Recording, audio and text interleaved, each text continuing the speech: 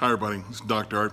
Just wanted to come on and just share something with you the Lord placed in my heart, and I'll be sharing more things like this with you as time goes on, I believe.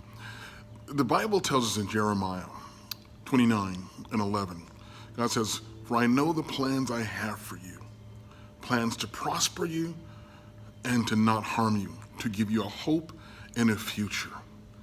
Sometimes we just have to have the right people in our lives to speak the right words into our lives. I remember years ago when I was going from junior high school to high school, and to Boche Junior High School, and then the Crenshaw High School. Go Cougars. And the first day we went to school, we went into this large, what they call multi-purpose room, to get our schedule for the year, And I walked in there and I sat down with my counselor, and the counselor looked over my record from junior high school and saw that I'd done some things well and some other things not so well, and gave me my list of what she thought was the preferred and the best schedule for me. And I just said, okay, fine, great. And I just, as a newbie at high school, just took whatever they gave me. I walked out of there, I was so happy.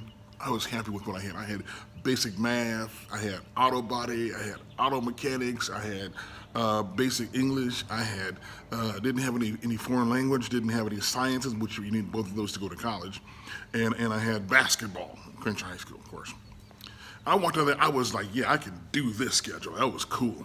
I come out of the multi-purpose room, and coming down the steps, and coming perpendicular, crossing my pathway, was my sister Terry. All 5'2" and just full of attitude that she would have. She was about 1 year older than me. I said, hey, I got my schedule. She looked at my schedule and says, oh no, this is not gonna work for you. Marched my behind back up into that room, went and stood right next to the counselor, didn't wait in line. She got right next to the counselor, waited for her to finish with the person she was with, and said, this schedule is not gonna work for my brother. He's going to college, and he needs college preparatory classes. Sat down with that, and the counselor said, oh, okay, fine. And the counselor sat down with me, gave me a whole new schedule. I walked out of there, I had Spanish, I had geometry, I had biology, I had all kind of crazy stuff. And she said, you lucky I'm letting you keep basketball. My sister said that to me. And so I had all of this stuff. And I'm thankful that I did bump into my sister that day, or the Lord had her intersect with me that day. Because the counselor looked at my previous record and saw in her mind what I should be. But then my sister looked at me in my life, and knew what I should be. Dear ones, you have to have people in your life that will speak the right things over your life. You need to have the people in your life that are going to declare, to challenge you, to charge you to be better. Some folks are going to just look at you and just, based upon your mistakes of your past, based upon the things you've done wrong, and just write you off as something less than you really are. But you got to have those Jeremiah 29:11 people in your life who will look at you and see something more. My sister knew what was supposed to happen with my life.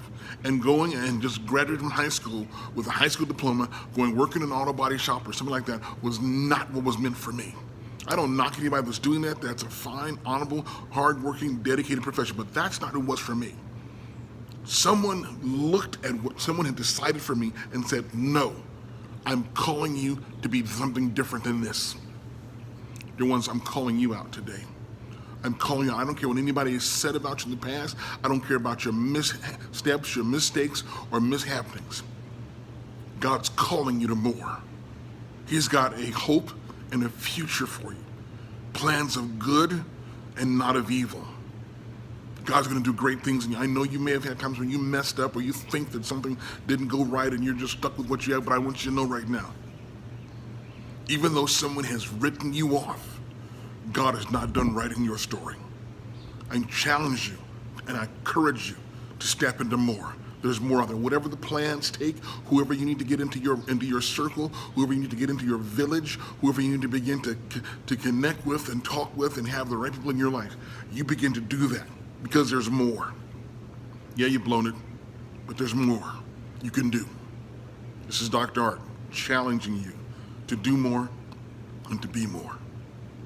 Peace.